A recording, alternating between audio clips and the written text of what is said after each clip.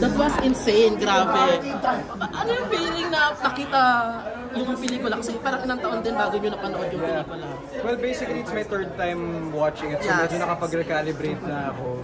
At the same time with my fellow castmates na parang tagal nga namin inantay, so yung amats namin parang, especially first time watching it, hindi pa siya ganun nag-sink in sa akin. At the same time, realizing na ganun pala siya kabigat, hindi pala siya, kasi doing it parang, we're just having fun doing it. So while watching it naman, sobrang heavy pala ng film. Yeah.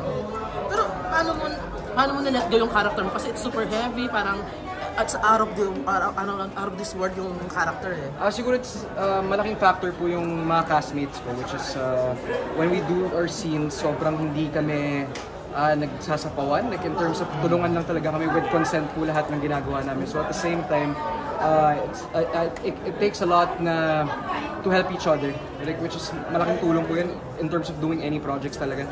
So kailangan maganda yung chemistry ng mga co-actors mo, and especially with their characters, feeling ko kapaan po kami lahat eh. Naalala niyo yung isang scene doon na yung reveal namin, which is that's one long take yun, and tinake namin yun na first day taping. So yung eksena na yun, nangangapa pa kaming lahat. So tiring but sobrang ganda ng feeling. Ang hirap nun kasi first day yun na agad yung eksena. Yes, exactly. Pero gusto na Direct June, so pumunta kami dun sa set before, siguro a few days before we actually shot it.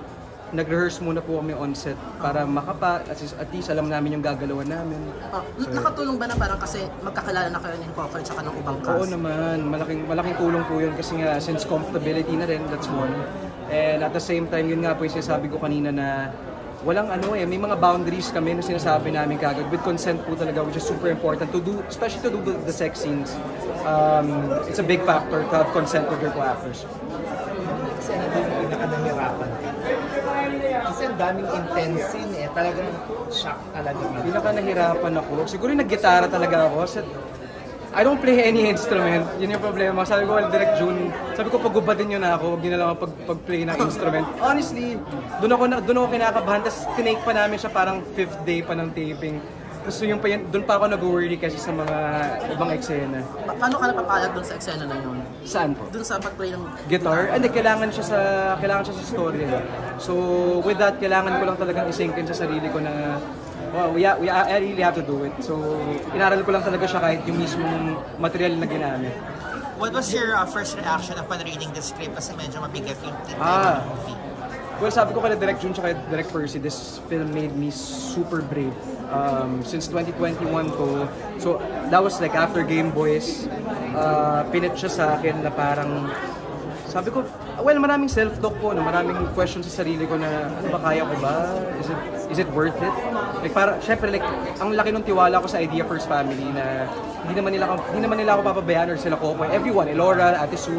So, with yung material pa lang, reading it, in-explain naman sa amin na maayos, it's gonna be well executed, which is important. And at the same time, that's my testing of limitations bilang actor. Yeah. Ano ka naging komportable din sa mga scene ninyo ni Sue at saka ni Coco?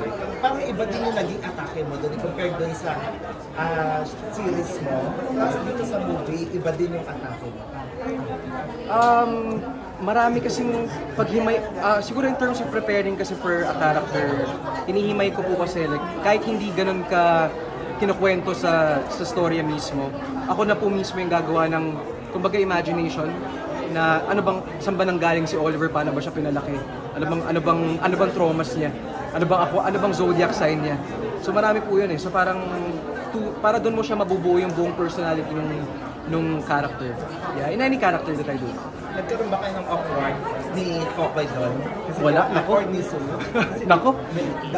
Oo, yung kissing scene ninyo, medyo intense din yun. Nako, yung kay Coco, sobrang komportable na namin sa isa't isa. As in, ewan ko kung ano pang kailangan namin gawin para maging komportable pa sa komportable. Ganoon na kami ka-close ni Coco. So, I love working with that guy. Sobrang sarap katrabaho kasi parehas kami na syempre may mga insecurities naman po tayong lahat. So parang tulungan lang kami. Parang to take away yung mga hindi kailangan dalhin on set. Ngayon nagsimula ka na sa ganitong mga eksena, talagang ano yung pwede pang asahan sa'yo ng mga fans mo, taga-suporta mo more ganito bang projects? I'm actually down kasi I'm a storyteller. Everyone na nandito sa pelikulang to storyteller lahat, and I just wanna keep on continuing telling stories. So like with the question also with being typecasted, ganyan, there's nothing wrong with it because basically it's a story at the end of the day. So walang gender na tinitignan. Basically tao naman lahat yan eh. So you just really have to portray and tell their side. So, ano masasabi mo na lang na bakit kailangan panoorin ng mga tao ang Your Mother's Son? Well, it's a form of entertainment, you know, it's a form of art. Basically, I can say na it's not for everyone. Hindi naman, lahat naman ng pelikula, hindi naman para sa lahat. So, kanya-kanyang trip naman yan. So, if gusto niyo bigyan ng chance, please do. But kung ayaw niyo bigyan, okay lang din. Well respected yun, that's your own choice and opinion yun. How fulfilling doing this character? Sorry? How fulfilling? Sobrang fulfilling kasi nga that's the thing, yun yung nagpa-jump sa akin to do 2 and 1, to do other characters na parang, especially with Direk June, it's a privilege to work with him, to be directed by him. I was just a fan before doing this. Fan lang ako kahit manager namin siya before. Sobrang fan lang ako ng mga creative inputs niya. But to be working with him sa on-set mismo, na mapagalitan niya, ako, privilege yun, malaki. Kasi everything sa learning process naman, lahat naman yan step by step yan. So, yeah, wala naman po kailangan madalian. So, fulfilling siya kasi yun yung nagpatalon sa akin. Ano yung pwedeng mo masabi? Kasi hindi lahat pwedeng magustuhan yung movie. Yeah. Lalo na yung mga hindi open-minded. So, ano yung masasabi mo doon? Kaya nyo na yan. I mean, trip ko, ano yung trip nyo talaga. Kasi hindi ko kayo pipilitin.